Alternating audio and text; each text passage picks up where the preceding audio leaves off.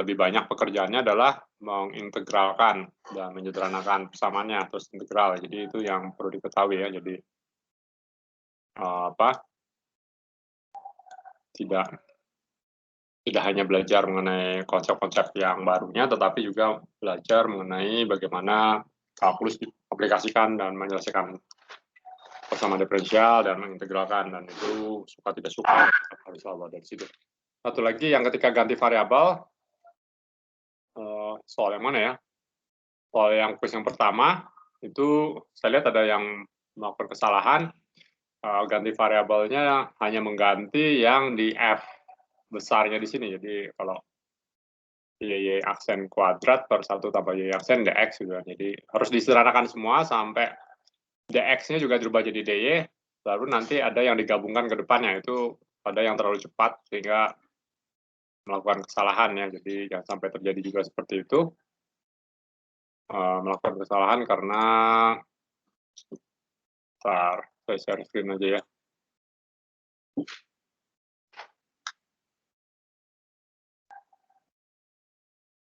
Sudah kelihatan share screen-nya?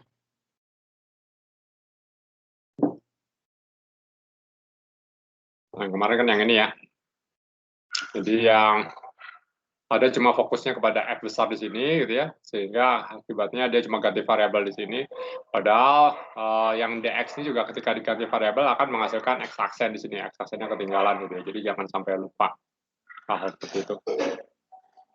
Mungkin nggak banyak tapi ya terjadi seperti itu.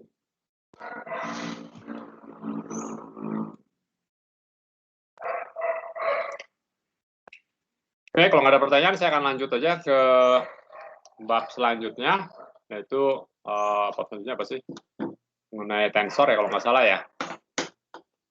Tensor analisis, analisa tensor.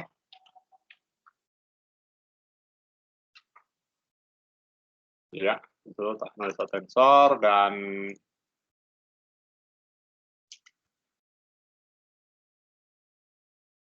untuk tensor di sini pembahasannya mungkin tidak. Nah, tensor mana? Nah, contoh-contoh kemarin sudah kita bahas mengenai tensor, lalu apa lagi?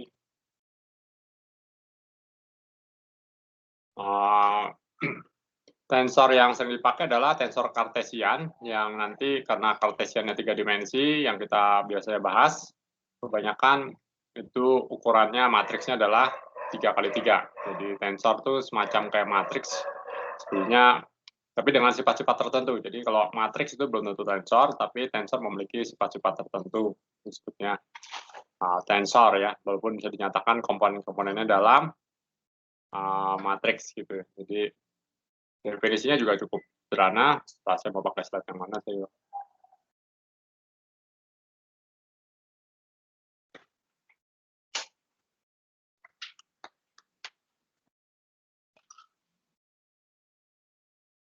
saya takut nanti terlalu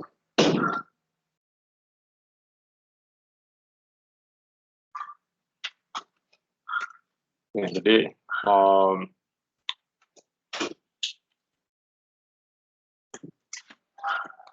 mungkin saya pakai yang buas saja ya.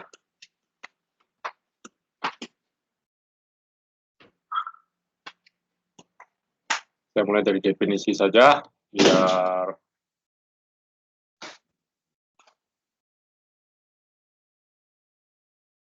gampang. Nah, buka ini mana sih?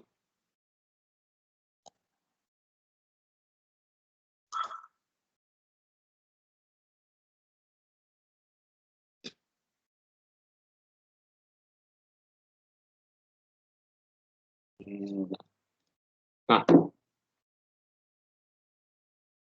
oke, kelihatan ya. Jadi bicara mengenai tensor, kita ada banyak, tapi kita bahas adalah Cartesian tensor ya. Jadi tensor Cartesian.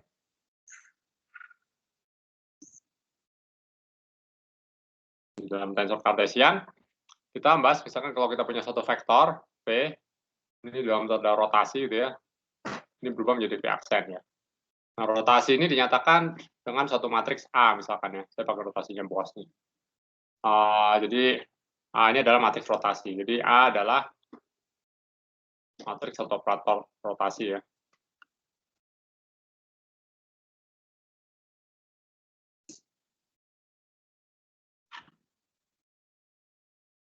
Karena terhadap rotasi kan, jadi V dan V aksen. Jadi kalau di dalam komponen berarti ini bisa dituliskan dalam bentuk seperti ini. Jadi ini Vx, Vy, Vz atau V1, V2, V3.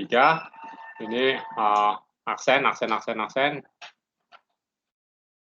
Ini adalah matriks A-nya. A-nya, dan ini adalah X, V, Vz ya. Oke. Jadi matriks A-nya itu adalah matriks, kalau Boas matriks itu pakai kotak atau pakai parenthesis ya. Parenthesis kali ini ya. X. Nah, oke, sehingga komponennya kalau di Boas itu matriks itu komponennya adalah pakai huruf kecil, sedangkan matriksnya huruf besar. Kenapa, Pak? Bentar ya.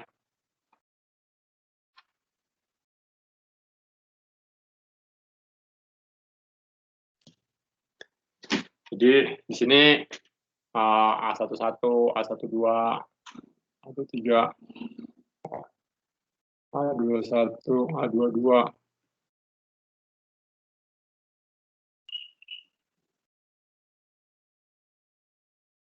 Oke, yang jelas ini adalah matriks rotasi apapun juga. Nah, jelas kalau kita punya vektor, misalkan X, Y, Z, dan seterusnya, ini adalah vektor X gitu ya. Maka kita rotasikan gitu ya, aksen, besar zeta gitu, maka kita bisa menuliskan XY aksen itu adalah sama dengan sigma dalam komponen ya, XY ya. Dimana ini kita jumlahkan terhadap J-nya adalah 1 sampai 3. Betul ya? Dimana AIJ itu adalah sin, cos, cosin, dan seterusnya kalau untuk yang matriks yang standar. Ini adalah untuk vektor posisi ya. Nah, kalau kita mau perluas ini untuk sembarang vektor, maka kita bisa tuliskan juga untuk sembarang vektor.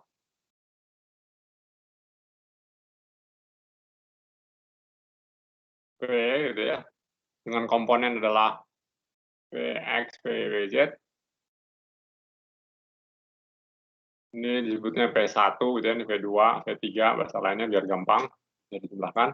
Maka kita dapatkan V dirotasikan tadi, V aksen, itu kalau dalam komponennya adalah, atau langsung komponen aja, maka V aksen, itu yang ke I, komponen ke I-nya itu, adalah sigma, sama seperti sebelumnya juga, A, I, J, Vj. Mana J-nya kita jumlahkan dari 1 sampai 3, atau X, Y, dan Z. I-nya adalah 1, 1, 2, 3. J-nya 1, 2, 3, jelas di sini. Oke. Nah, ini adalah definisi daripada vektor. Jadi vektor ini adalah didefinisikan seperti ini.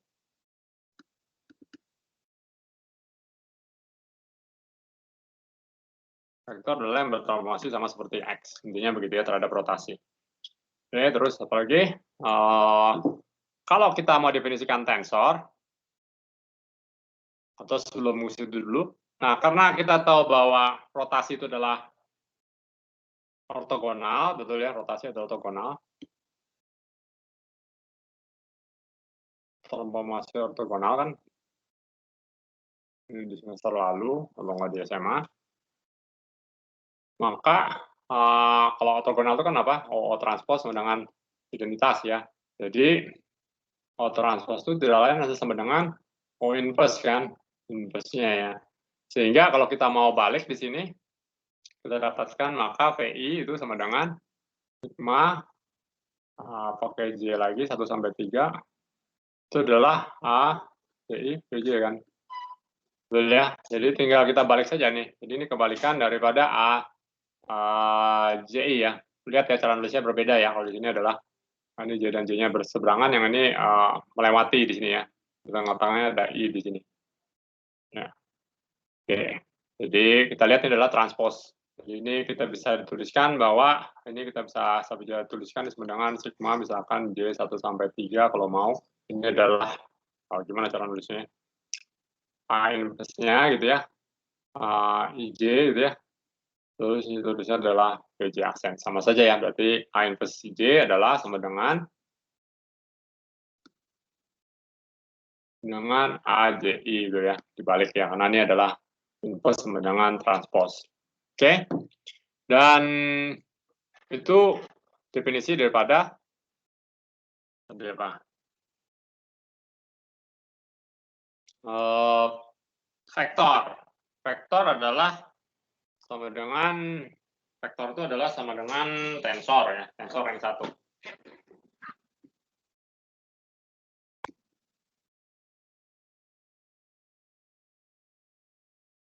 Tulisan saya kok jelek di sini ya? Udah. Biasa jelek. Jadi parah banget. Tensor yang satu. Nah, untuk secara umum, tensor secara umum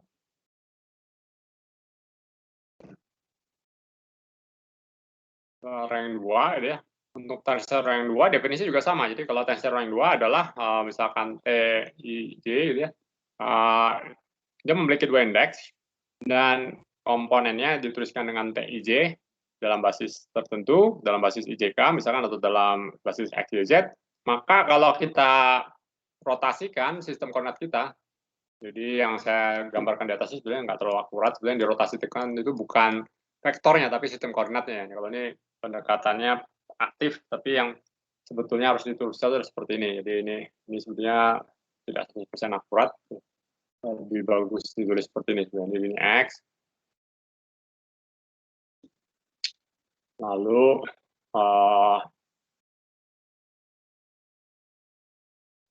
nah, ini XY, lalu kita buat warnanya hijau aja atau yang lain itu, dan kita buat di sini koordinat yang baru yang terrotasi gitu ya. Nah, seperti ini.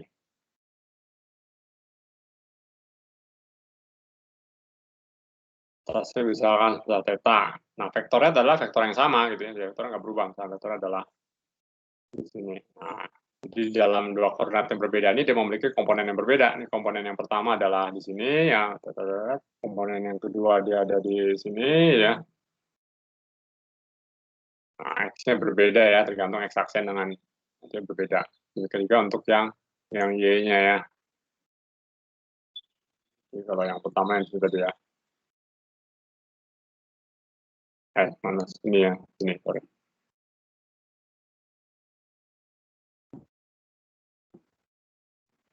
Oke, kira-kira seperti itu. Dan dengan cara yang sama kita perluas kedua juga sama. Jadi kalau kita memiliki TIJ di dalam kerangka yang semula, kerangka seperti ini, terus kita punya lagi dalam kerangka yang lain, misalkan kerangka seperti ini, aksen ya aksen gitu ya, maka hubungannya antara TIJ dengan yang aksen itu adalah seperti ini. T aksen IJ-nya adalah sama dengan sigma 2 kali, karena ada 2 indeks, berarti 2 kali sigma, berarti ini adalah K, misalkan ini adalah I apa, IM, AJN gitu ya. Ini adalah T, MN. M-nya adalah dari 1 sampai 3, lalu N-nya adalah dari 1 sampai 3. Nah, ini adalah definisi dari tensor rank 2. Terhadap rotasi selalu ya. Jadi A itu adalah matriks rotasi ya. Karena ini jelas N-nya itu MN, IJ sorry ya. IJ-nya adalah karena kita tensor kartesian, berarti I dan J-nya itu nilainya adalah 1, 2, 3, atau X, Y, dan Z. Ya. Kalau ada yang ngejelas langsung ditanya aja.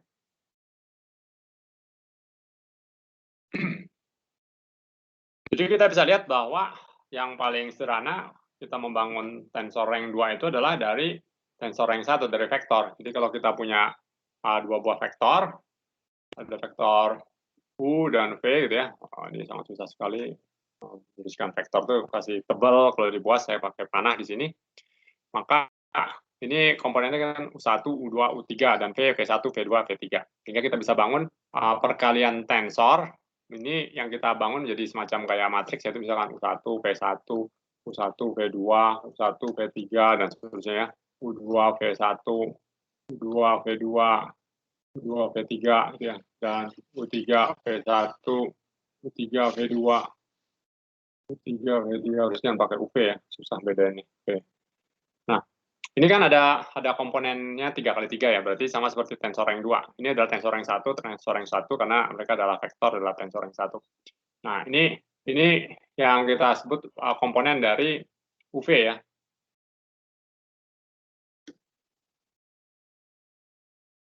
Nah, UV itu apapun juga, ini bukan dot product, bukan cross product. Ini adalah UV aja. Kalau di dalam mekanika yang kalian pelajari semester lalu, itu disebutnya perkalian Dirac, kalau masih ingat.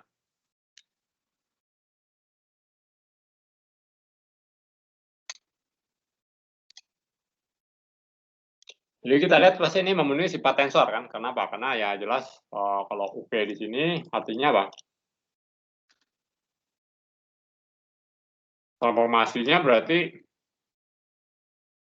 kalau T kita itu adalah sama dengan apapun juga notasi saya buat begini adalah U kali V gitu ya. Tensor panahnya kanan kiri itu ada 2 indeks.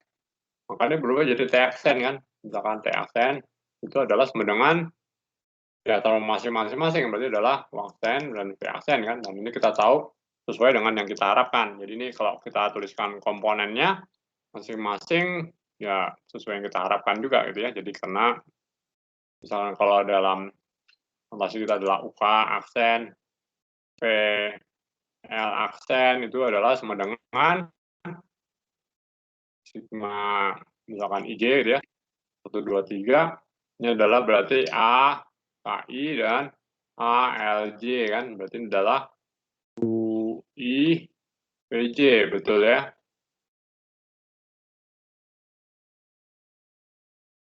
Ini kita bisa sebut dengan tensor kita yang baru yaitu sama dengan TKL, aksen.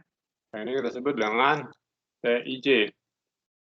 Sehingga dia memenuhi hubungan transformasi seperti yang diharapkan untuk sebuah tensor.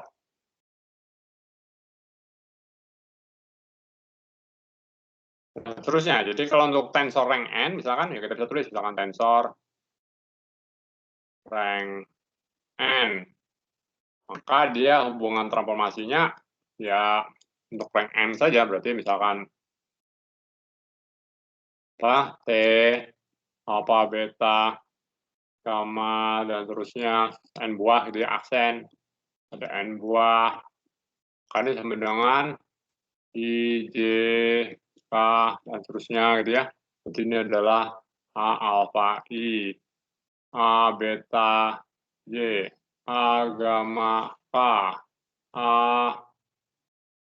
dan terusnya apalah. Terus ini sampai ada N buah juga. Ini adalah T, I, J, K, dan terusnya. Ada N buah. Ya. Ini seperti bingung.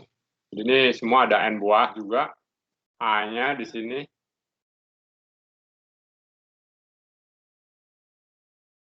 Ya.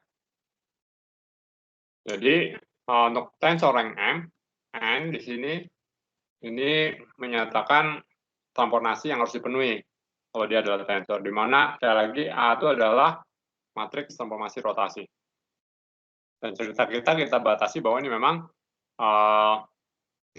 terkait dengan rotasi, sehingga dalam koordinat yang kita rotasikan hasilnya harus sama,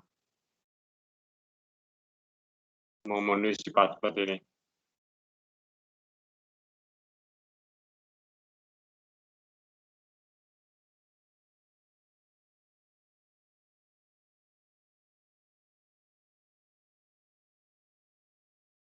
Ada pertanyaan dulu sampai sini?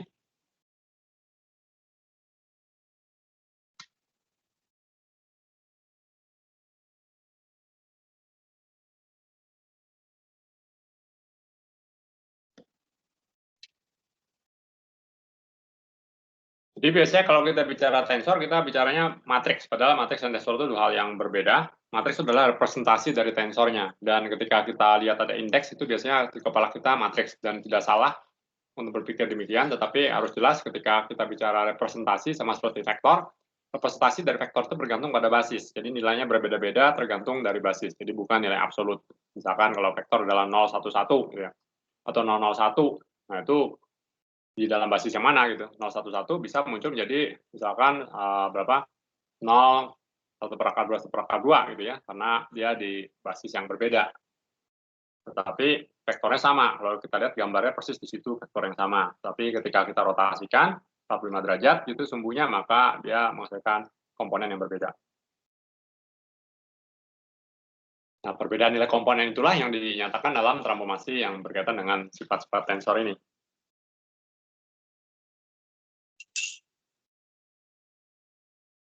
Nah, kalau untuk tensor rank 2, kita bisa definisikan apa yang disebut dengan tensor yang simetrik dan tensor yang antisimetrik. Jadi untuk rank 2 nih sama seperti matriks saja, jadi ada tensor yang namanya simetrik gitu ya,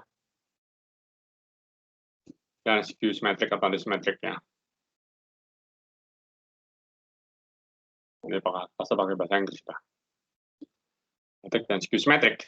Jadi kalau simetrik artinya kalau rank 2 itu TIJ dengan TJI itu simetrik. Untuk yang antisimetrik TIJ dengan minus TJI JI ya. Balikannya. Jadi jelas ini komponennya ada berapa? Kalau yang simetrik berarti komponennya ada 9 kurangi 3 bagi 2 tambah 3. 6, 3, 3, 3, 6. Ya, ini ada 6 komponen. Betul ya? 1, 2, 3, 4, 5, 6. Kalau ini ada 3 komponen ya. Jadi karena 9 kurang 3 bagi 2 berarti 3. Oke. Jadi ada tensor simetrik dan antisimetrik. Dan sama seperti kasus matriks, ini juga penting, atau sama seperti fungsi kita memiliki ada fungsi ganjil dan genap, dan setiap fungsi selalu bisa dituliskan sebagai penjumlahan fungsi-fungsi ganjil dan fungsi genap, betul ya? Fungsi ganjil plus fungsi genap itu sembarang fungsi. Sama juga seperti halnya dalam kasus fungsi maupun dalam matriks, di sini juga tensor selalu bisa dituliskan sebagai penjumlahan antara tensor simetrik dan antisimetrik. Caranya lihat sendiri, nggak susah ya. Tapi ini penting nanti dalam ketika kita membahas dalam konteks yang klasifikasi misalkan untuk sistem atau operator atau apapun juga, biasanya selalu kita lebih mudah bekerja dengan operator-operator yang simetrik dan antisimetrik karena sifat simetrinya memiliki hubungan transformasi yang lebih mudah dianalisis dan lebih mudah di handle gitu ya. Sehingga selalu operator-operator tersebut seringkali di breakdown ke dalam komponen yang simetrik dan antisimetrik, sehingga kita tahu bagaimana sifat transformasi masing-masing dan tidak saling tercampur satu dengan yang lainnya. Jadi itu adalah tools yang penting, sama seperti juga kita membahas fungsi ganjil dan genap. Dan kita tahu juga bahwa seperti deret Fourier itu dituliskan dalam fungsi ganjil dan genap, satu cosinus dan satu sinus gitu ya.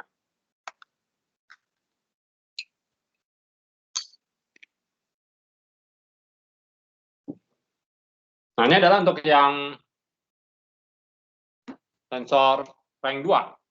Tapi tensor yang rank lebih tinggi juga kita memiliki konsep simetrik dan antisimetrik juga, atau skew simetrik gitu ya. Tapi dalam arti pertukaran dua buah indeks. Jadi kalau kita tukar dua indeksnya, sembarang dua indeks itu tidak berubah, maka kita katakan tuh tensornya adalah totally symmetric. Kalau kita tukar dua buah indeksnya langsung jadi minusnya, sembarang dua indeks, maka kita katakan tuh totally anti-symmetric atau anti-symmetric. Nah, tidak semuanya totally seperti itu, ada juga yang sebagian. Misalkan kalau kita tukar indeks yang ketiga dan ketujuh, baru dia anti-symmetric, yang lainnya tidak, campuran simetrik dan anti-symmetric, dan terusnya tentu kombinasinya banyak sekali. Nah, itu juga menarik ketika kita membahas sifat simetri dari suatu tensor. Kita melihat strukturnya seperti apa aja. Tapi di sini kalau disebut totally anti-symmetric, berarti tiap kita tukar dua buah indeks yang ketiga dan keempat atau yang manapun juga, itu tandanya pasti kebalikannya minusnya gitu ya. Tukar lagi, minusnya lagi. Nah, kalau yang simetrik ditukar manapun juga tetap sama.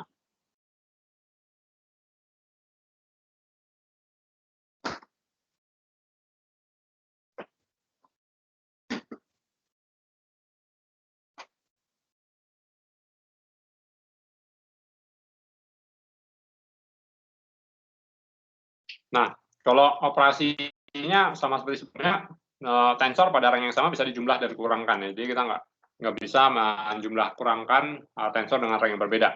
Seperti kayak ya mungkin kita udah biasa di dalam fisika dasar, dalam SMA, vektor kalau dijumlahkan dengan bilangan skalar tentu nggak masuk akal. Atau kalau dalam matriks berarti misalkan matriks kolom ditambahkan dengan matriks 2 kali 2 gitu pasti nggak akan masuk akal, nggak bisa dilakukan. Demikian juga di sini. Jadi rank yang sama bisa dijumlahkan. Persamaan juga sama, kanannya tensor rank berapa, kiri tensor rank berapa. Nggak boleh kanannya adalah skalar, kirinya adalah tensor, misalkan rank 2, misalkan. Skalar itu adalah tensor rank 0 ya. Jadi sebenarnya rank 0, tensor rank 0 itu adalah bilangan skalar. Artinya dia tidak berubah terhadap transformasi koordinat. Kalau kita putar kemana saja, ya angkanya gitu-gitu aja. Artinya komponennya ya cuma itu satu dan dia angkanya seperti itu. Dan kalau kita mengalihkan dua buah tensor, biasanya kita bisa melakukannya dengan cara seperti yang sebelumnya, yaitu dua buah vektor, kita kalikan menjadi tensor rank 2, atau kita juga bisa melakukan namanya kontraksi gitu ya. Kalau kontraksi berarti, sebagai contoh, kalau kontraksi kita punya tensor rank 3 gitu, R, I, J, K, dikalikan dengan K. Nah, ini adalah tensor rank 2.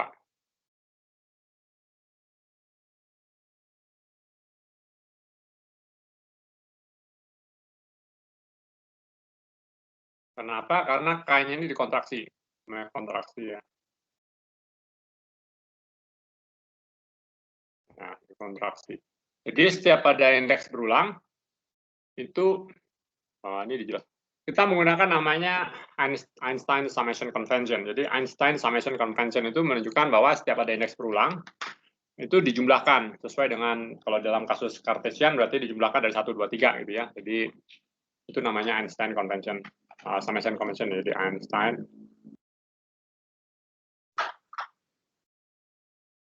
yang menemukan atau tidak saya nggak tahu.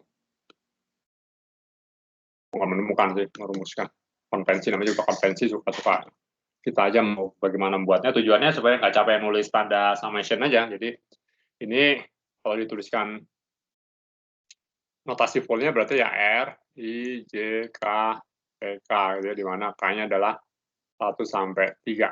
Nah, tapi kalau setiap indeks berulang seperti ini, K dan K itu otomatis dikontraksi, dijumlahkan. Kontraksi. Jadi kalau kita kontraksi jelas hilang, kayaknya kan tidak bermainkan peran lagi karena semua ada dijumlahkan, berarti nggak akan muncul K di sini.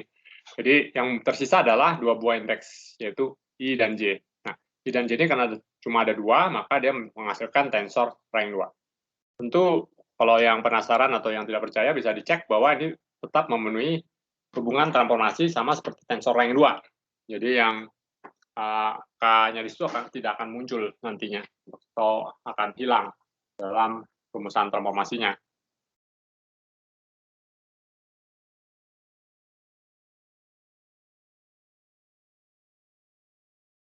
Nah, ada lagi yang disebutnya aturan quotient. Quotient jadi untuk setiap vektor Vj, ada namanya quotient rule ya. Quotient rule. Quotient itu biasanya pembagiannya. Ya. Ada namanya quotient rule. Jadi quotient rule untuk setiap vektor Vj. Jadi kalau ada kita punya vektor Vj, maka kita hitung kuantitas misalkan. Ini mirip seperti di atas, cuma dibalik gitu ya. Ingat ya, J-nya dikontraksi ya. Jadi kalau ada bulangnya berarti dikontraksi.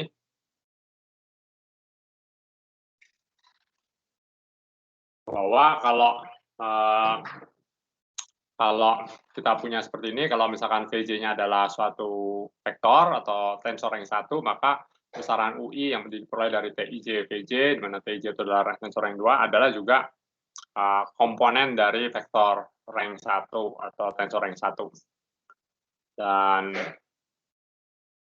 Tij-nya juga adalah, kalau kita balik, kalau misalkan ini yang ceritain di atas ya, jadi kalau ini tensor 2, nih, quotient rule itu kebalikannya. Jadi kalau misalkan, ini ceritanya sih, kalau misalkan Vj itu adalah tensor rank 1, ini ya, kita tahu ini adalah tensor rank 1, ini adalah tensor rank 1, maka jelas ini adalah tensor rank 2. Ya begitulah. Kalau dibalik jelas ya kayak di atas ini, kalau ini tensor yang 2, ini tensor yang 1, hasilnya pasti tensor yang 1, gitu, karena dikontraksi J-nya sehingga tersisa cuma I-nya saja. Tapi kalau misalkan kita tahu bahwa VJ adalah tensor yang 1 dan UI adalah vektor atau tensor yang 1 juga, maka T di sini otomatis adalah tensor rank 2. Begitu. Jadi nggak terlalu susah, nih permainan indeks saja, berdasarkan konvensi saja udah cukup sebetulnya. Tapi lebih bagus kalau ada pemahaman yang lebih fundamental tentang hal ini.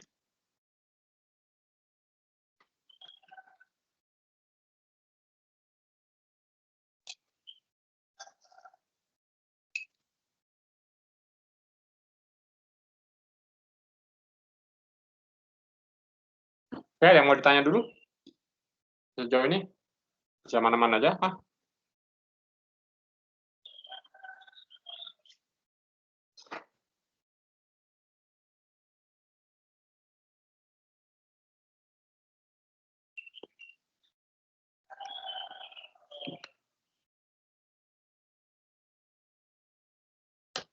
Kalau teknis-teknis lainnya bisa dibaca lagi saja nanti. Nanti sambil jalan juga nanti kita bisa bahas.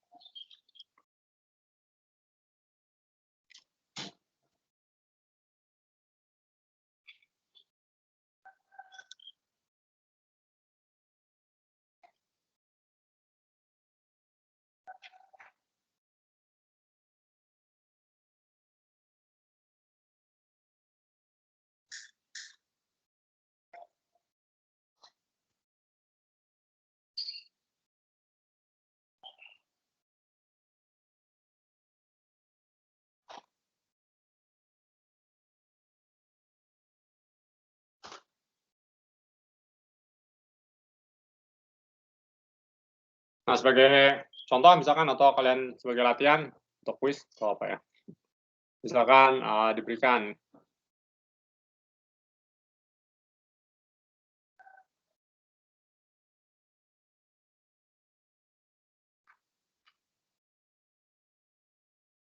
komponennya, matriksnya saya tulis begini, notasinya rapi aja sih. TJ itu isinya T1-1-nya itu adalah X2 kuadrat, X2Y berarti ya. X1, X2, minus X1, X2, 1 kuadrat. Ya, jadi X1 itu X misalnya ya. X1 Y, tapi kita pakai 1 X2 biar gampang.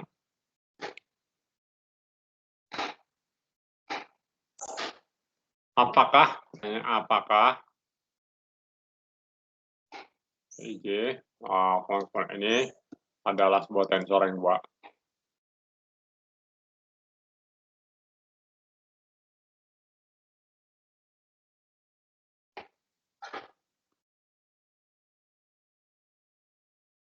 Dalam bidang ruang XY, ruang R2 ya. Ya gitu ya, X1, X2 ini. Nah, kira-kira gimana kalau begitu? Sekarang lebih sederhana karena ini ruangnya cuma 2 dimensi, ruang kartesiannya 2 dimensi aja, jadi matriksnya 2x2. Kalau 3 dimensi ini 3x3.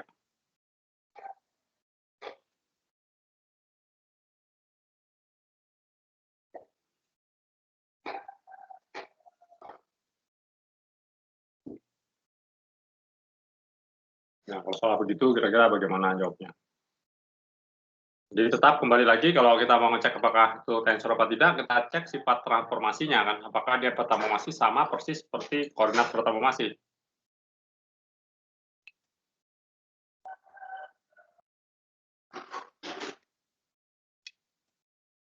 Koordinat dalam arti X dan Y, atau di sini kita sebutnya X1 dan X2.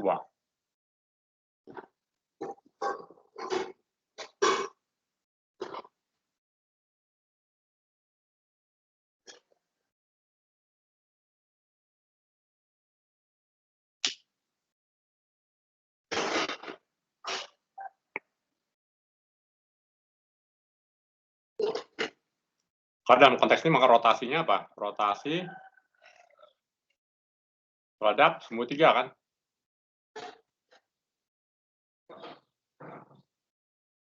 Non sudut theta kan, berarti cuma itu doang kan rotasi yang kita miliki. Lebih sederhana.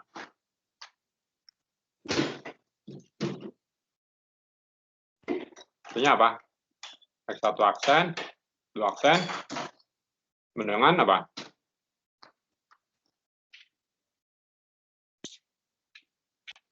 Theta minusnya mau di mana? Sama saja sih.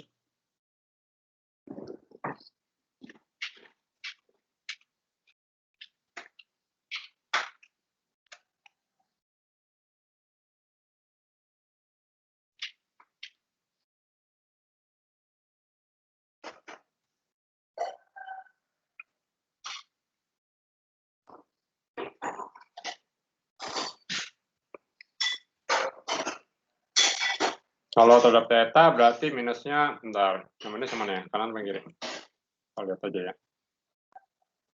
Ini ke sini, berarti dia theta ke sana.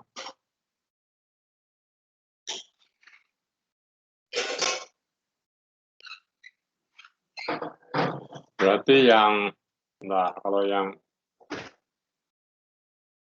vektornya ke sini, saya nggak pernah hafal sih, maksudnya di hafal ini.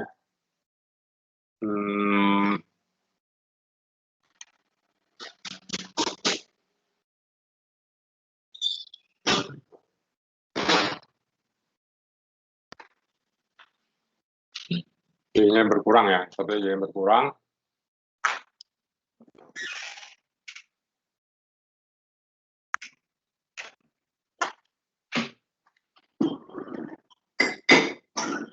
Ya, Y-nya berkurang. Itu minus di sini ya. Oke. Ya udah, berarti tinggal disubstitusikan, nanti dicek apakah dia memenuhi aturan transformasi tersebut kan. Jadi kalau kita substitusikan, T11 jadi apa? T11 adalah X kuadrat, X2 kuadrat, berarti T11 aksen itu ya, berubah menjadi X aksen 2 kuadrat kan ya. 2 kuadrat berarti kita tahu X2 kuadrat itu adalah yang mana yang bawah ya, sin cos.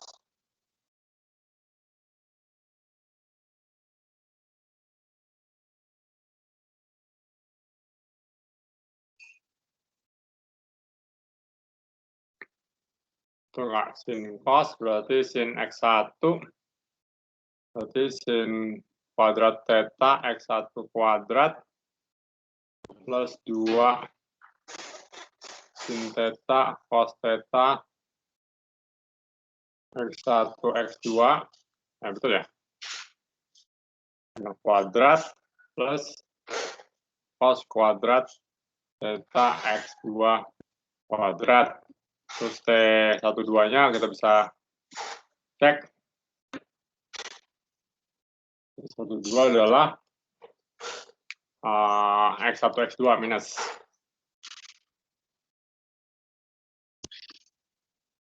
Itu minus X1 aksen, 2 aksen. Berarti X1 aksen minus X1 aksen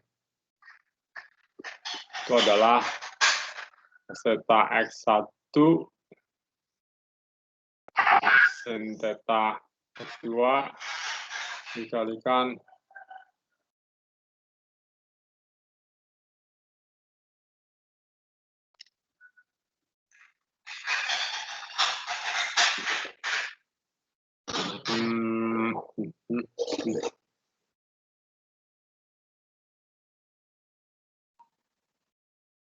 mana coba? Sin theta cos theta yang silang ya, cos cos sin sin, berarti cos sin dan ini ya. Oke, kita dapatkan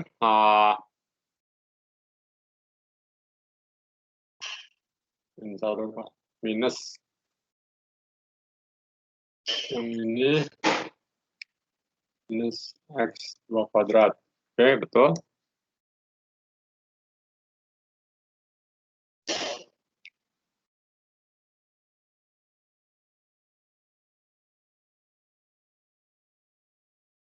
Ada minus lagi di depan ya. Nah, minus, oh ini positif, sorry. X1 ini positif. Minus, ada minusnya lagi di depan, berarti balik minus semua ya, berarti ini jadi minus, jadi positif.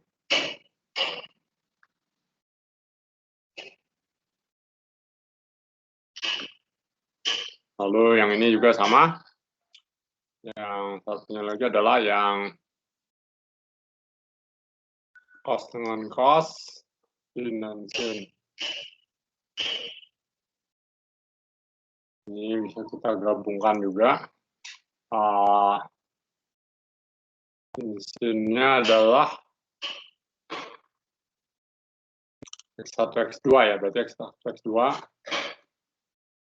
minus jadi positif ya. Terus jadilah ini minus positif, berarti pasti lupa. Ini kuadrat theta, ini X1, X2 minus cos kuadrat theta. Oke. Selanjutnya, misalkan T21 aksen. Ini semua persis.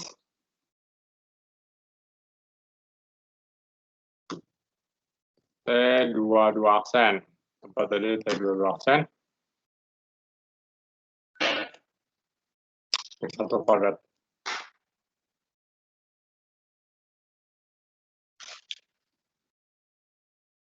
Aksen kuadrat. Nah, satu aksen kuadrat berarti yang atas ya, berarti ada minusnya cos kuadrat X1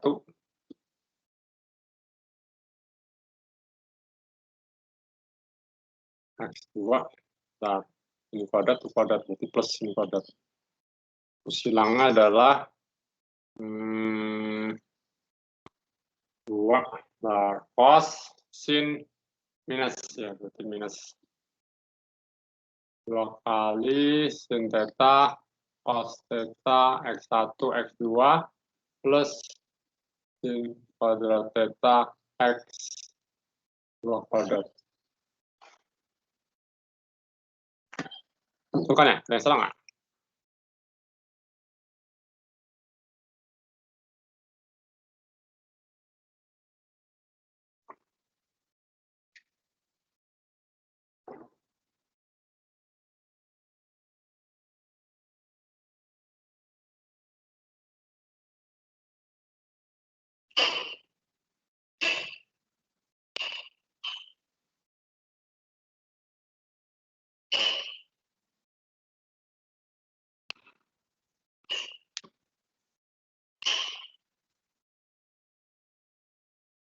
Nah, selanjutnya kita harus melihat bagaimana TIC itu sebagai komponen dari tensor Cartesian WA bertransformasi gitu ya. Jadi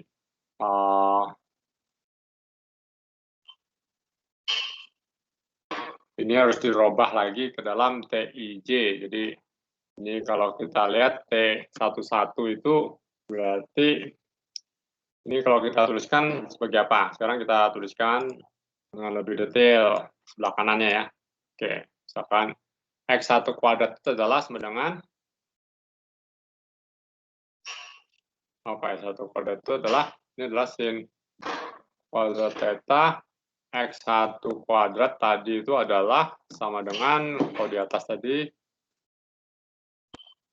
T22 ya.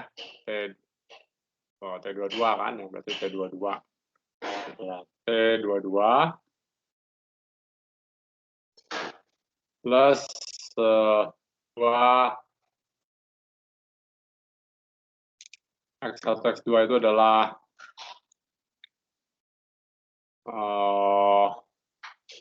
T apa nih? T12 dan T21. Nah, ini kita pecah, berarti ini kita harus dipecah kayaknya. Ini T21 Tapi ada minusnya, berarti ada tanda minus di sini. Karena minus di atas kan berarti ini positif ya, sorry. Oh ya positif berarti minus theta cos theta T12.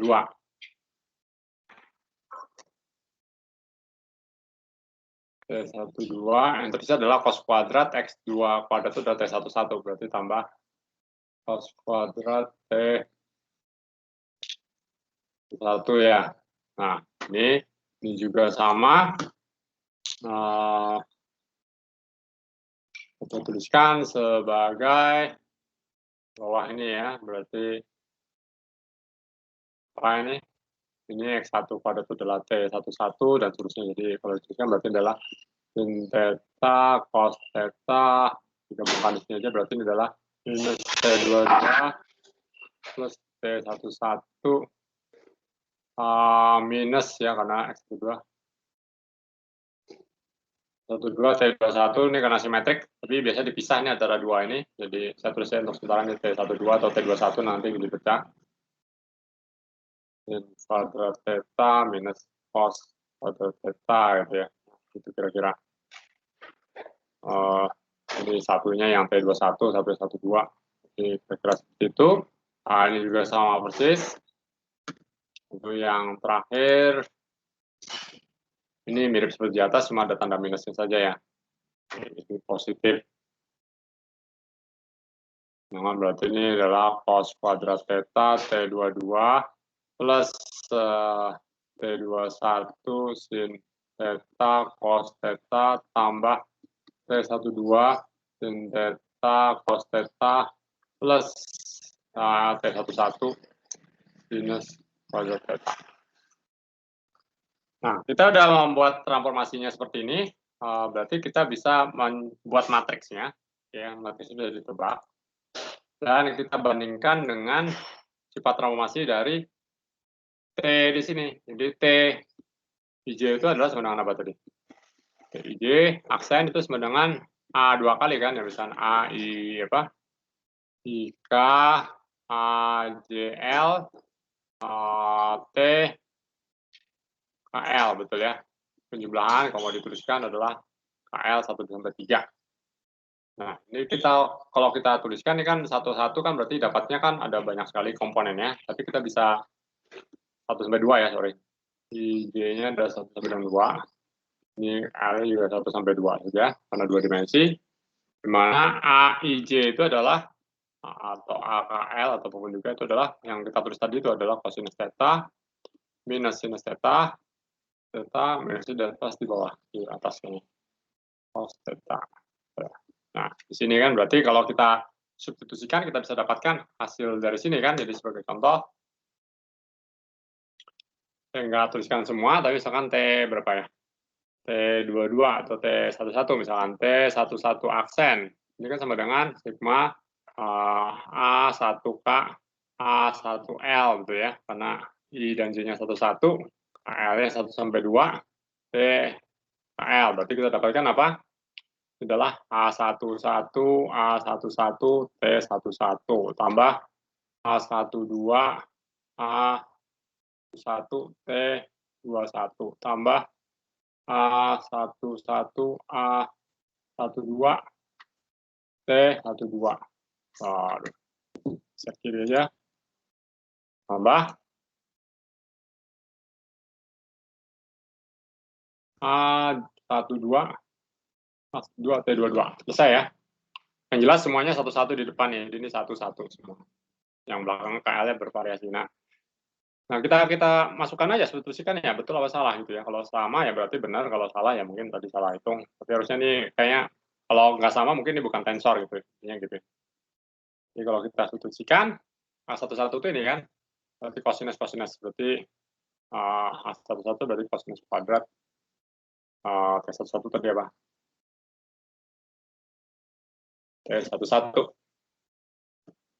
Oke, tambah A12 itu adalah minus sin A11 adalah cos, berarti minus ya. minus theta cos theta T21. A11, A12 sama juga ya.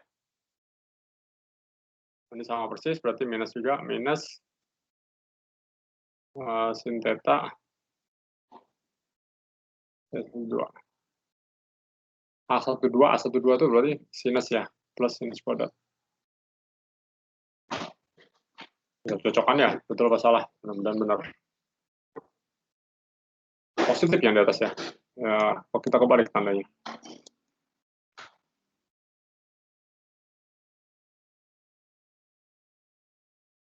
Nah, betul kan ya?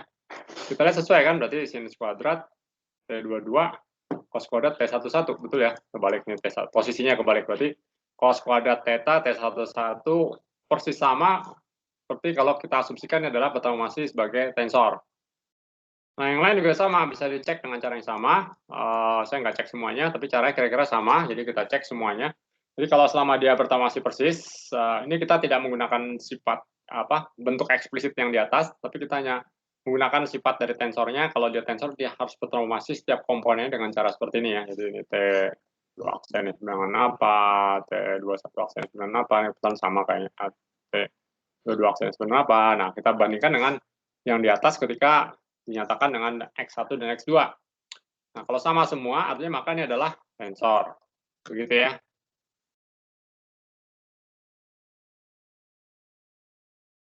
Itu salah satu cara melihatnya. Cara lain melihatnya sebenarnya bisa diidentifikasi dengan lebih mudah bahwa tensor yang di atas itu, yang kita definisikan di atas ini, nah tadi, nah ini hilang lagi. Nah yang ini ya. Ini bisa diperoleh sebetulnya sebagai perkalian apa ya? Perkalian dari dua vektor. Perkalian bukan dot product, bukan perkalian cross product, tapi perkalian yang seperti tadi, perkalian diat. Jadi kalau kita pilih vektor, kita sebut aja vektornya adalah U misalkan. Didefinisikan sebagai komponen adalah X2 dan minus X1, maka UU itu hasilnya pasti seperti ini. Ya, X, berarti kalikan biasa aja 1, 1, 2, 2, dan kuadrat, betul ya, berarti yang ini minus.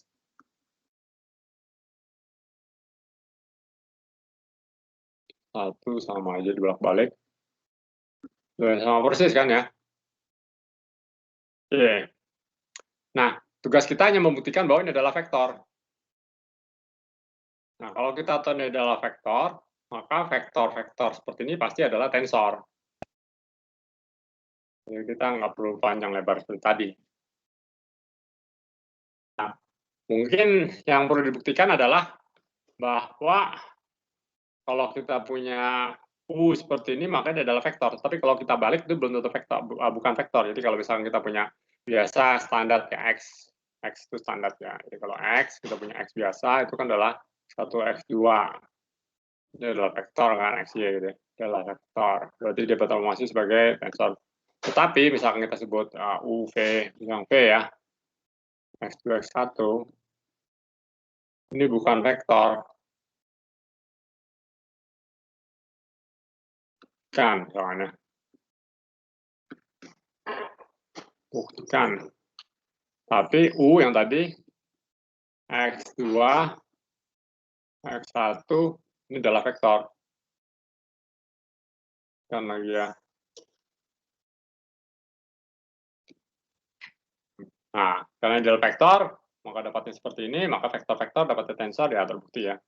Cara buktinya sederhana seperti tadi juga. Bukan sederhana, ada mati langsung, nggak perlu pakai cara yang aneh-aneh, ikuti definisinya saja. Oke, semestinya ada pertanyaan dulu.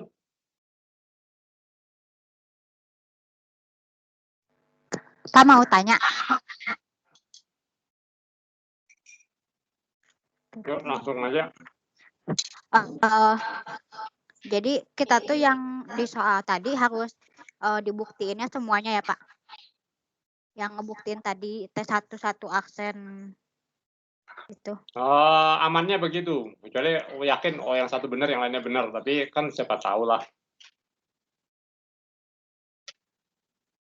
Jadi tapi ini betul-betul tensor kok, saya sudah tahu jawabannya. Jadi, ini tensor, jadi kalau dibuktikan semuanya pasti sesuai lah. Tapi sebenarnya tujuannya ini sih lebih kepada memberikan gambaran, definisi tensor itu seperti apa, terus kasih contoh, jadi lebih kepada ke situ. Tapi kalau membuktikannya tentunya harus semua komponennya, jangan-jangan ada satu komponen yang tidak sesuai, berarti ya gagal lah. Karena harus, semua komponennya secara konsisten memenuhi sifat transformasi tersebut. Jadi kalau kerja di tensor itu memang repotnya, kalau apalagi tensor di general relativity yang ada 4 dimensi, berarti ada 4, 1, 2, 3, 0, 1, 2, 3 ya, dia labelnya 0, 1, 2, 3. Ada juga sih yang 1, 2, 3, 4, tapi ada 4, yang jelas ada 4 kan berarti 16 komponen kan, berarti ya hitungnya banyak gitu aja.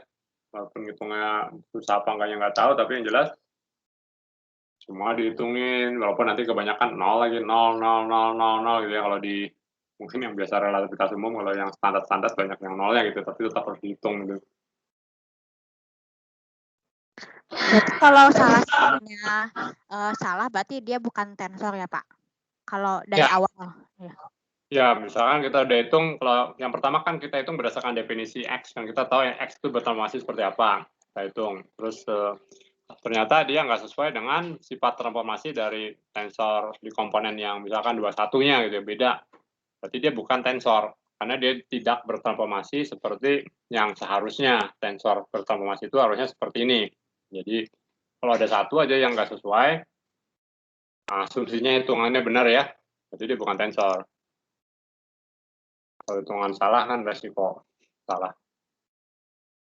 Tapi ya asumsi kita hitung udah benar semua nggak cocok, berarti dia bukan tensor karena dia tidak bertransformasi seperti tensor, walaupun cuma satu komponen aja.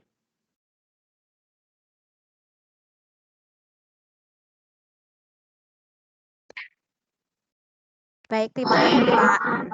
Ayo sama-sama.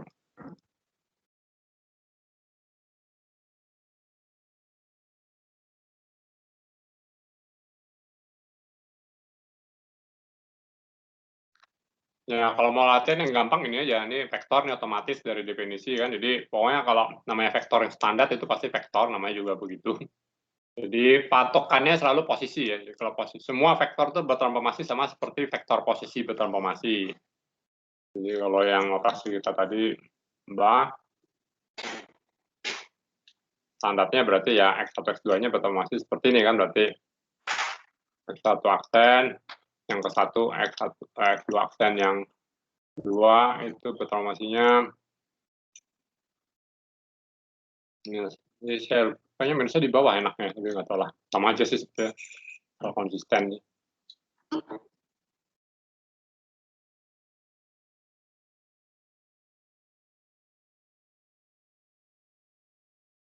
Harus benar ya, harus seperti ini. Dia begini kan, ini yang kita sebut dengan vektor track. Nah, kalau yang ini berarti kan komponen pertamanya kan X2. Jadi pertanyaannya adalah begini, sederhananya begini saja, artinya X2 berarti kan kalau kita tuliskan dengan cara yang sama berarti kan X2 aksen, X1 aksen, apakah ini copy aja, kan harus seperti ini. Ini matrisnya udah diganti-ganti ya, kok rotasinya begini ya. Jangan berubah-ubah nanti kacau balau.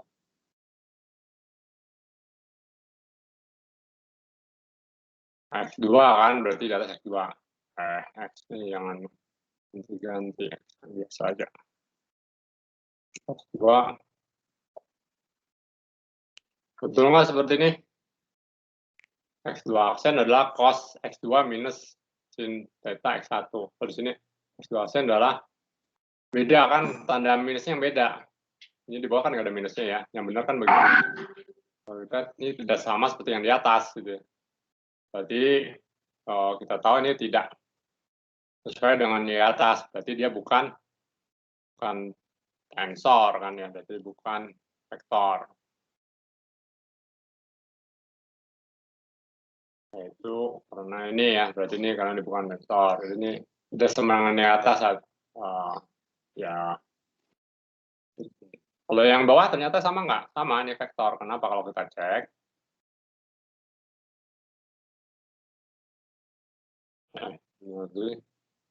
berarti ini adalah X2 aksen berubah min X1 berarti kan minus X1 aksen aja.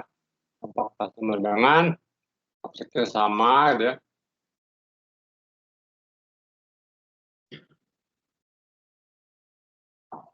Apakah sesuai dengan patokan yang di atas ini, yaitu ini berarti X2 minus X1. Cek aja misalkan X2 aksen, kalau males-males hitung aja berarti. X2 cosinus theta minus, berarti positif kan? 1 sinus theta. 1 aksen dengan minus biar ya. Sin 2. Berarti X2 sinus theta minus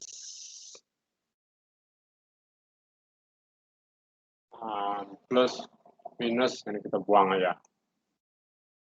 Sesuai nggak? Sesuai kan ya? Mudah-mudahan sesuai, betul ya? Sesuai, ini sama seperti di atas. Jadi dia bertransformasi persis seperti yang di atasnya. Berarti yang ini sama seperti yang ini ya. Ini patokannya nih pokoknya. Transformasinya harus seperti ini.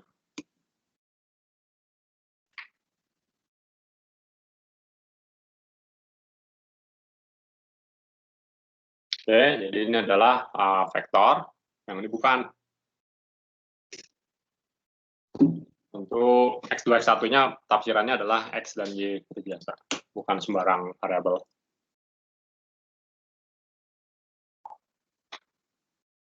Kira-kira mungkin mudah-mudahan memberikan gambaran sifat-sifat dari tensor yang basic lah, basic kira-kira seperti itu. Nanti diperluas ke relativitas umum, yang lainnya perbedaannya cuma di sini aja, dimensi lebih tinggi. Kalau 3 dimensi sama sih prinsipnya, cuma lebih susah aja karena ngecek rotasinya kan ada 3 macam itu, segala macam, lebih rumit lah terhadap sumbu yang mana gitu. Jangan-jangan terhadap rotasi terhadap ini memenuhi, terhadap yang lain nggak memenuhi, jadi lebih kompleks. Tapi kalau misalkan dalam 4 dimensi, rotasinya seperti apa? Nah, itu rotasinya pakai transformasi Lorentz. Karena transformasi Lorentz itu adalah rotasi simetri yang ada di alam yang berkaitan dengan rotasi 3 dimensi. Jadi kalau kita merotasikan ruang dan waktu diputar, itu dapatlah transformasi Lorentz. Kenapa transformasi Lorentz? Ya memang alam maunya begitu. Jadi panjang vektor di dalam 4 dimensi tidak berubah terhadap transformasi Lorentz, sama seperti panjang vektor di dalam 3 dimensi tidak berubah terhadap transformasi ortogonal rotasi yang biasa. Jadi patokannya adalah panjang vektor. Begitu ceritanya. Oke, ada pertanyaan lain lagi? Jadi lebih kebayang ya. Jadi kalau ini sih definisi yang awal sekali lagi. Jadi semua itu dimulai dari vektor posisi lah. Nah, ini dimana vektornya memang dari sononya udah disebut vektor. Semua yang bertransformasi sama seperti koordinat bertransformasi terhadap rotasi atau terhadap transformasi Lorentz disebutnya adalah vektor atau tensor yang satu.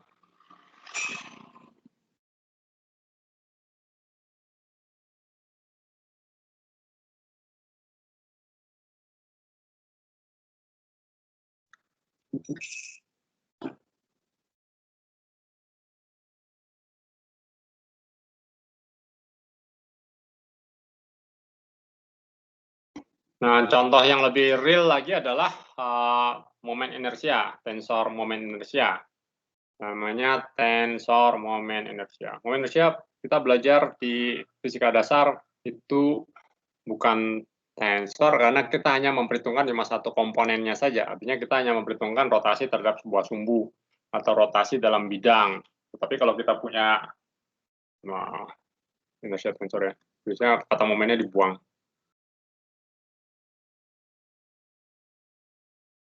Kalau kita punya benda begini kan ya, yang penting titiknya terhadap O. Berarti tensor ini apa? Inersianya tuh berarti terhadap titik O ini berapa sih inersianya gitu ya, rotasinya.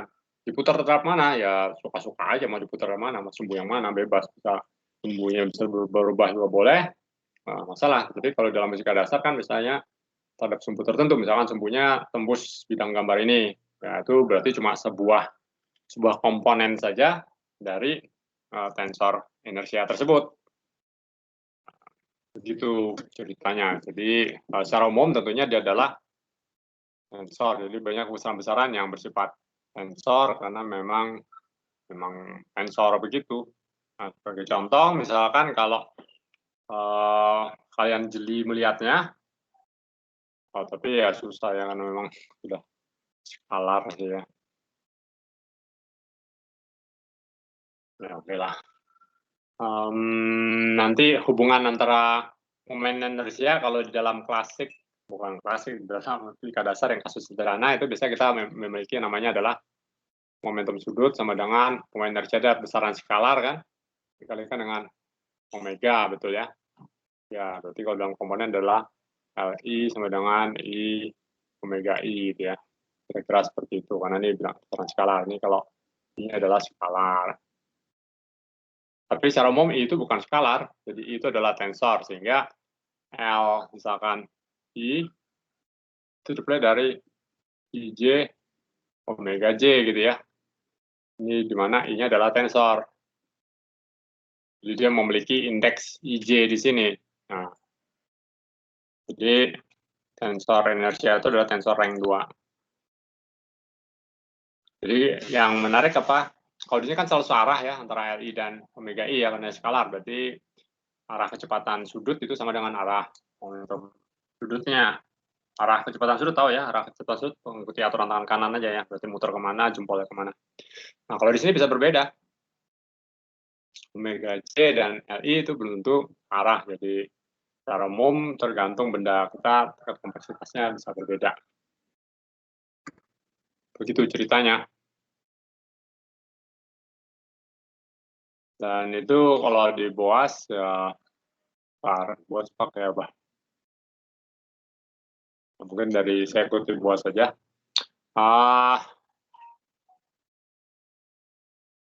Seperti ini aja. Kalau kita memiliki kumpulan partikel sebetulnya sih, tapi kalau ini nggak apa-apa. Dari yang sederhana saja, jadi momentum sudut itu adalah sebenarnya R cross P kan ya. Ini pasti benar. R cross apa? MV ya. Tapi kita tahu V itu apa sebenarnya kalau ada gerak melingkar. Ini adalah R pusatnya. Ini adalah bergerak dengan kecepatan kemana ke kanan atau ke kiri sana. V nggak harus apa? Tidak harus tegak lurus, betul ya? Ini ada partikel di sini, masanya M. Maka kecepatan sudutnya berapa? Ingatnya.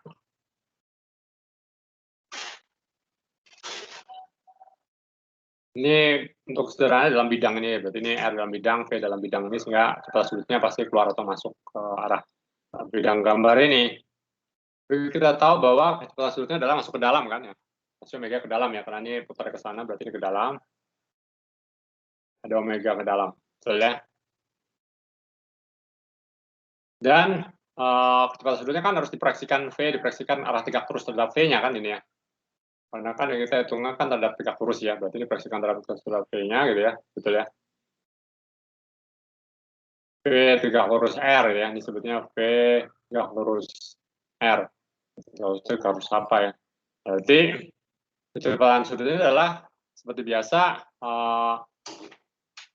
bahwa V itu adalah sama dengan V tegak lurus di sini adalah sama dengan omega R di sini ya, betul ya, atau kebalikannya ya. Jadi apa ya? Ini kecepatan V tegak lurus itu adalah omega kali R kalau tanpa vektor. Tapi ini adalah vektor. Yang jelas adalah hubungan antara R kali V ya, tapi ya ataukah R kali V atau V kali R, dan arahnya tegak lurus dari vektor yang dibentuk oleh bidang yang dibentuk oleh R dan V. Jadi pasti dia cross product antara R dan V.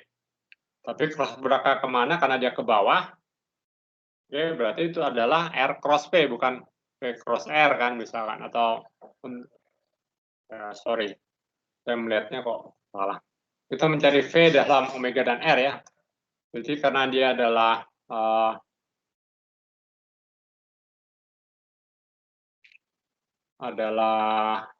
omega ke dalam, betul ya. R-nya ke sana, itu kan ini gerakannya ke sana, betul. Maka yang kita dapatkan adalah untuk mendapatkan arah V yang di sini, V3 cross-nya di sini misalkan itu adalah omega cross R kan ya, omega cross R ya dari dalam sini. Jadi kita dapatkan V-nya itu berkaitan dengan omega cross R ya.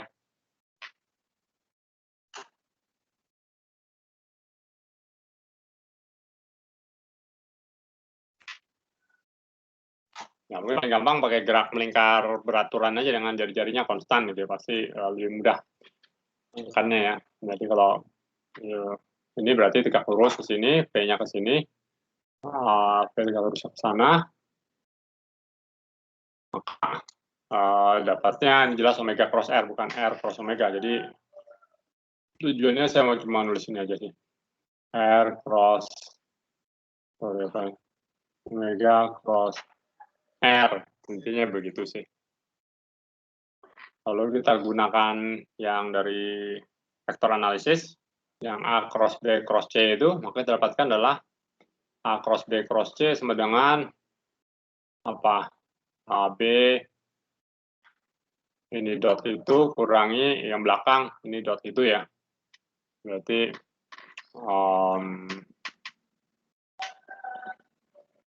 ini kan ya.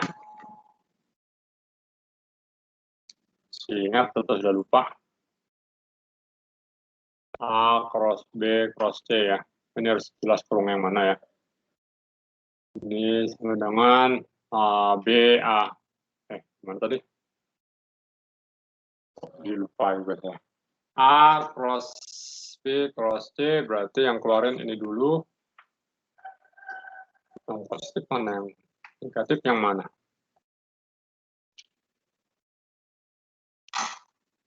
Kayaknya B-nya di depan, yang di kiri itu positif ya. B, nah, A dot C, betul ya. Kurangi C, A dot B, atau kebalikannya. Mana plus mana minus. Tapi kira-kira seperti itu ya. Jadi hasil seperti itu. Jadi kalau itu mau kita dapatkan adalah omega keluar, berarti M R kuadrat, R dot R adalah R kuadrat, kurangi R-nya keluar,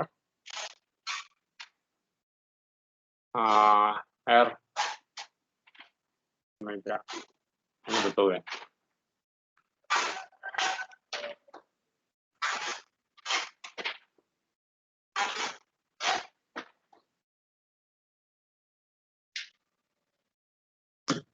Jadi kalau kita jabarkan dalam komponennya, ini dapatnya adalah M omega, ini kan X, Y, dan Z, berarti ada omega X, Y, omega Y, omega Z, K, X kuadrat adalah X kuadrat tambah Y kuadrat tambah Z kuadrat dikurangi XI tambah YJ tambah ZK R dot omega itu berarti adalah X omega X tambah Y omega Y tambah Z omega Z. Nah, kira-kira begitu. Sehingga kalau kita breakdown ke dalam komponen-komponen ini, maka misalkan Lx sama dengan cari yang X semua, berarti adalah M kalikan dengan ini R kuadrat tetap omega X kalikan R kuadrat, betul ya. Ini kurungan di sini. Yang I mana nih? Yang I jadi ini semua yang minus X kalikan ini semua, berarti X kuadrat omega X minus XY omega Y minus XZ omega Z. Betul ya?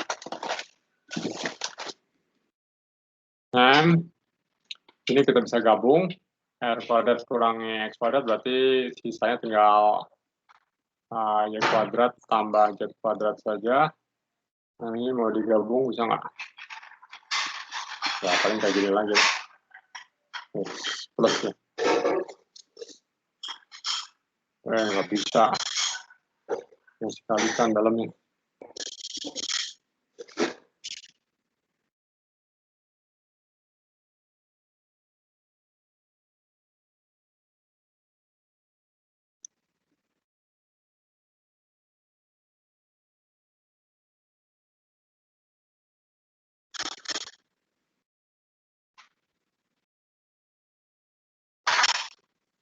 Oke,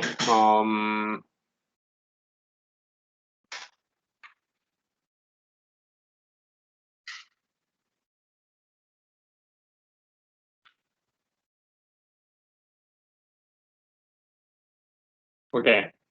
Jadi kalau kita gunakan persamaan yang ini, yang atas ini, sebagai dasar kita, berarti kan Lx sama dengan L1 atau X, ini sekarang kita bolak-balik 1, 2, 3, X, Y, Z gitu ya, biar nanti kalau Lx berarti sama dengan apa?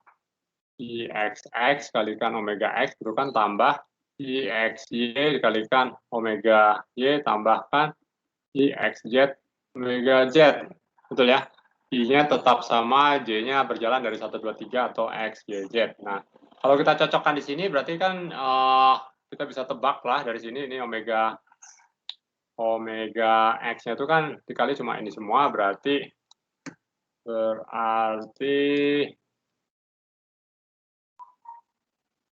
apa? Berarti kita bisa tebak IX sebenarnya apa gitulah. IX sebenarnya apa coba? Berarti M kuadrat kurang X kuadrat. Oh, Y kuadrat, Y kuadrat boleh lah. Ini biar kelihatan X-nya aja ya, saya balikin lagi ke bentuk semula. X ya, X kuadrat, Y kuadrat, itu. Biar ada polanya, lebih gampang. Lalu yang I, XY ya.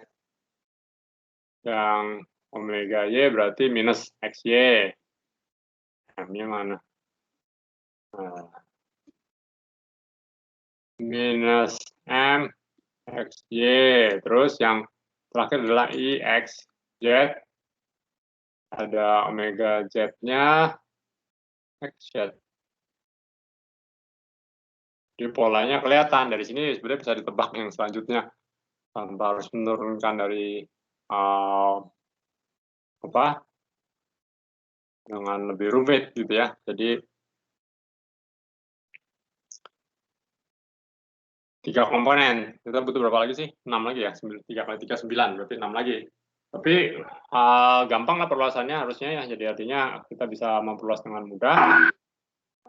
Dari sini langsung misalkan kita dapatkan kalau dengan cara seperti ini maka IY misalnya M R kuadrat kurang Y kuadrat di apa lagi ya YX nah minus M XY atau YX berarti ini simetrik matriknya harusnya di YZ nah minus M YZ atau ZY aja kan ya terus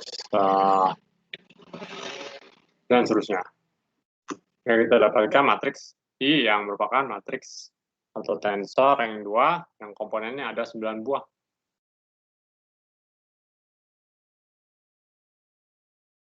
Begitu. Nah, kalau ada lebih dari satu massa atau lebih dari satu partikel, tinggal dijumlahkan aja. Jadi kalau lebih dari satu partikel, kita jumlahkan untuk semua partikelnya atau diintegralkan. Jadi sebagai contoh, kalau untuk lebih dari satu partikel, ya X-nya sebagai contoh yang lainnya sama ya, berarti massanya ada M1. Jadi karena momentum inersia itu kan dijumlah-jumlahkan saja. Untuk komponen yang sesuai ya, berarti yang XX ya dijumlahkan dengan XX terhadap sumbu yang sama. Tapi ini udah konsisten yang berarti kan akan ini kita kembali lagi ke notasi awal karena kalau R itu nggak jelas nanti. Notasi awal yang kedua, pokoknya dalam Y dan Z komponennya nggak pakai R lagi. Itu adalah jumlah partikelnya, misalnya ada N buah partikel. Kalau continue ya continuous nah, adalah kalau continue sistem bendanya continue ya berarti jadi berubah jadi integral nih kan jadi integral M-nya berubah jadi dm jadi Y kuadrat tambah Z kuadrat M jadi dm antara bendanya, dan seterusnya juga. Yang lain-lain juga sama. Ya.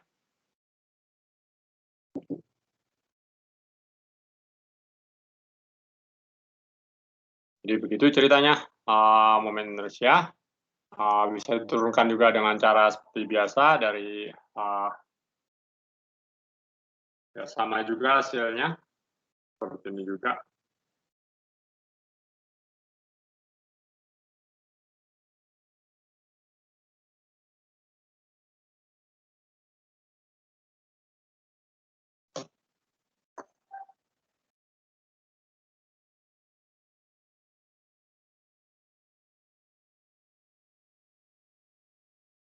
Kalau mau dituliskan secara kompak, bisa juga. Ya, kalau secara kompak, intinya jadi satu persamaan aja. Dalam bentuk apa? Komponen-komponennya boleh aja sih. I, IK atau IJ sembarang.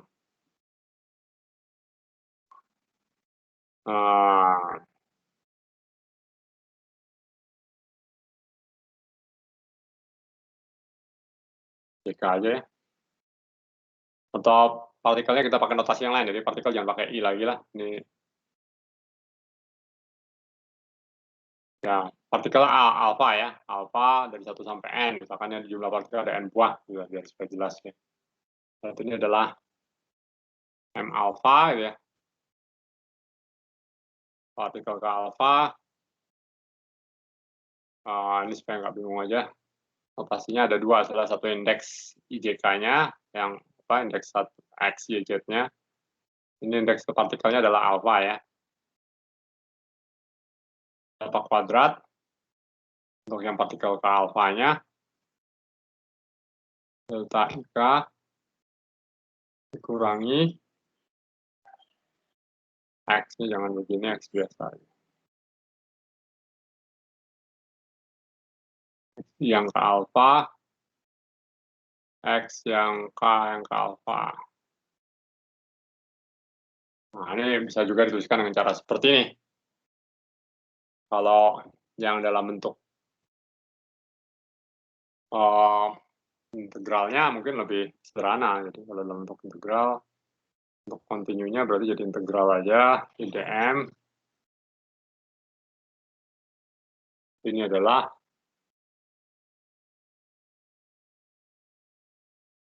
cuma ini ada itunya ya, ribet. Susah, karena ini distribusi delta Dirac muncul lah ya. Oke, ini aja lah. Ini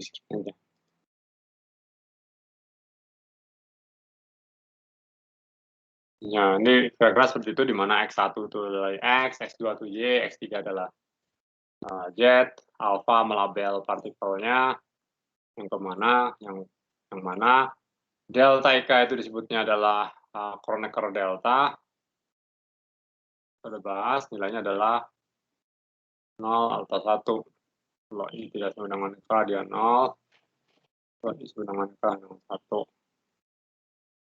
Ya, ini kalau mau dituliskan dengan satu persamaan aja, kalau nggak mau tulis masing-masing ada 9 buah. Bisa juga seperti ini. Mana R kuadrat, itu berarti ya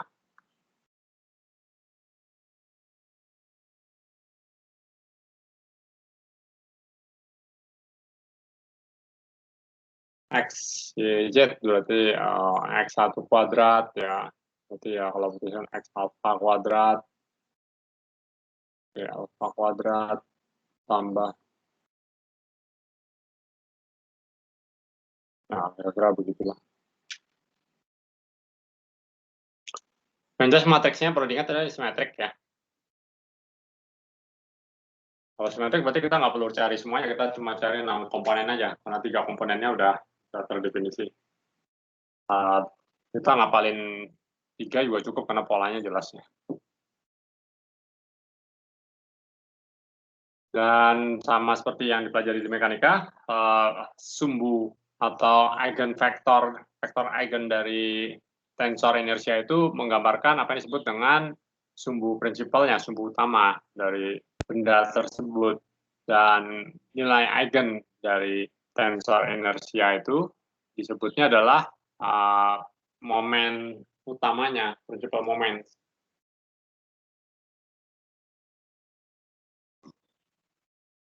Nah, kira-kira begitu. Sebagai latihan bisa tunjukkan ini, misalkan tunjukkan bahwa untuk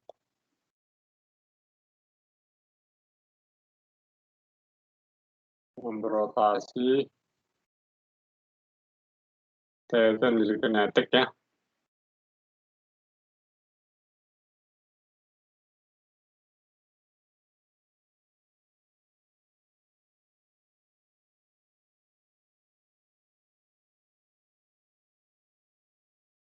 Nah, ya kalau sebelumnya kan tinggal setengah I omega kuadrat. Ini modifikasinya cukup straightforward. Ini IJK, omega J, omega K. Jangan lupa ini dijumlahkan terhadap J dan K, karena J dan K-nya berulang dua-duanya.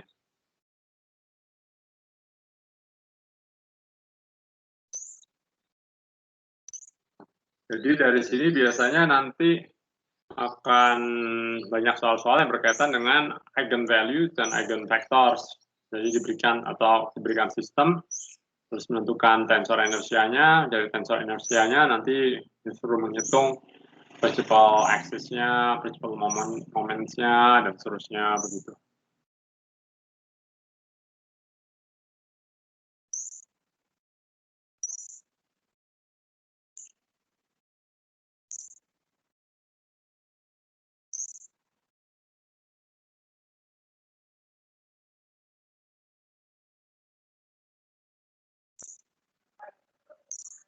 Nah, pertanyaannya apakah tensor inersia itu adalah tensor? Mungkin pikirkan aja apakah itu tensor atau bukan. Apakah tensor betulan atau pseudo tensor? Ada yang sebutnya pseudo tensor ya. Sama vektor ada dua jenis kan, ada vektor namanya adalah axial vektor dan polar vektor, vektor polar. Jadi vektor polar itu seperti posisi yang standar itu namanya vektor polar, polar vektor. Posisi R atau X, 1, X plus 3, X, Y, Z itu vektor polar. Tapi ada lagi yang disebut dengan vektor aksial, pseudovektor. Itu sebagai contoh medan magnet, atau contoh lain adalah yang baru sekarang kita bahas, momentum sudut itu adalah vektor polar. Vektor polar, vektor aksial ya, aksial vektor. Jadi karena dia cross product dari dua buah vektor polar menghasilkan vektor aksial.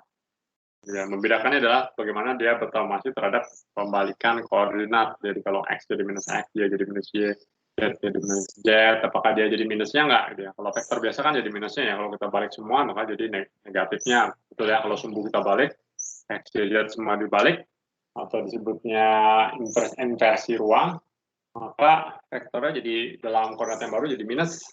Tapi kalau di dalam axial vektor dia tetap positif. Nah, perbedaannya di situ ya. Ini sudut vektor.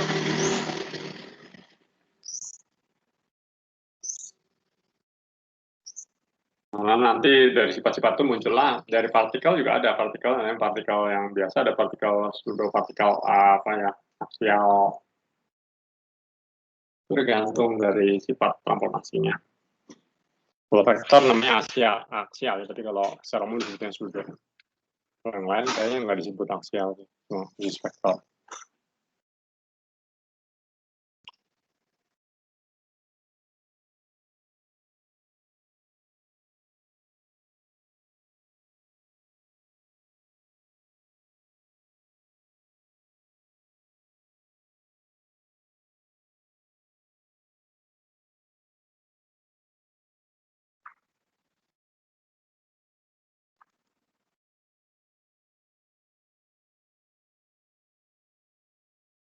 Oke, yang mau ditanya dulu?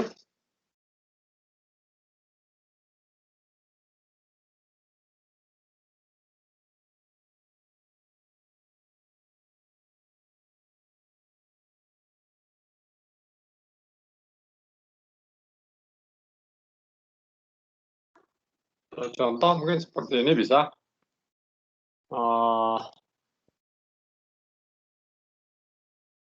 Contoh biar saya nggak usah banyak tulis saja sih.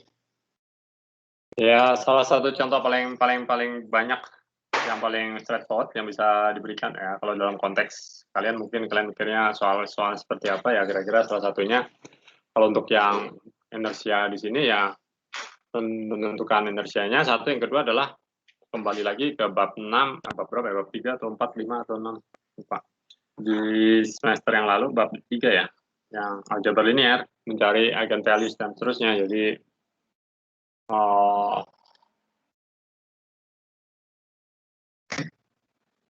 ini ya, jadi misalkan cari tensor inersia terhadap pusat, itu penting ya, pusat dari distribusi massa 1, massa 2,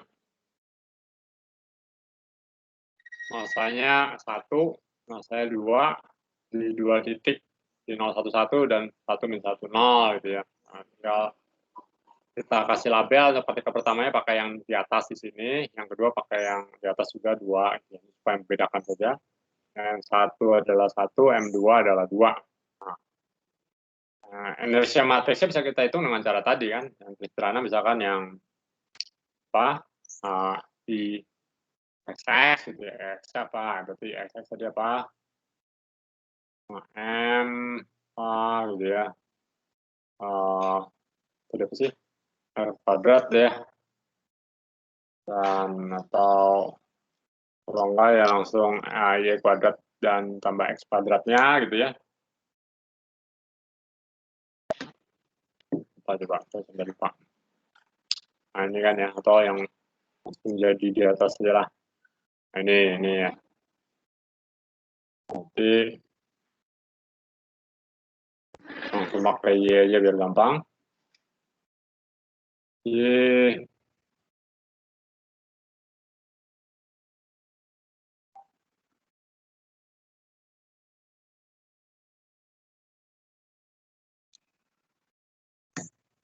paralel.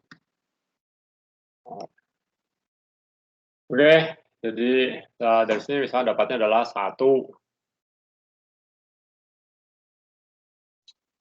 Y-nya 1, berarti 1 kuadrat 1 tambah 2. Y-nya adalah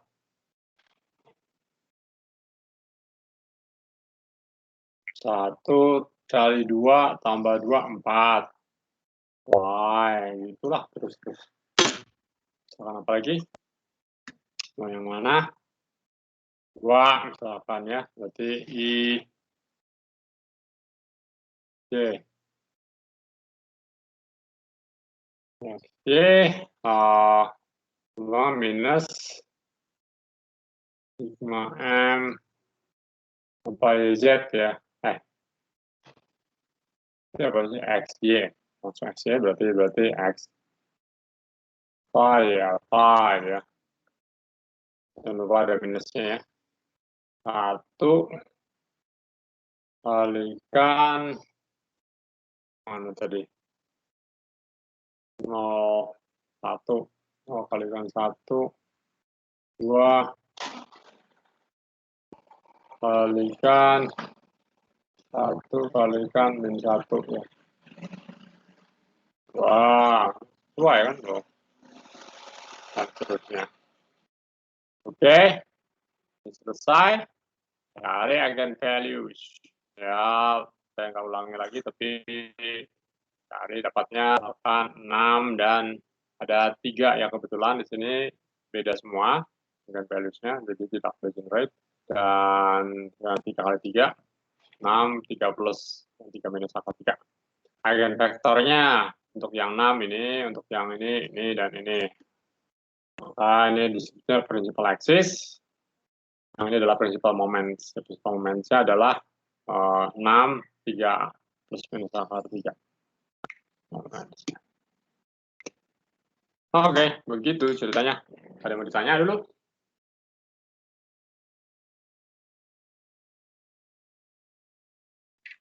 Kalau tidak ada, cukup harinya. Jadi kalau tutorial dia ngobrolnya dengan si Kak Hadiannya, misalnya kapan? Kalian bisanya kapan? Karena kebetulan Senin jam 9 ada itu dia. Harus hadir di kuliahnya Pak Freddy.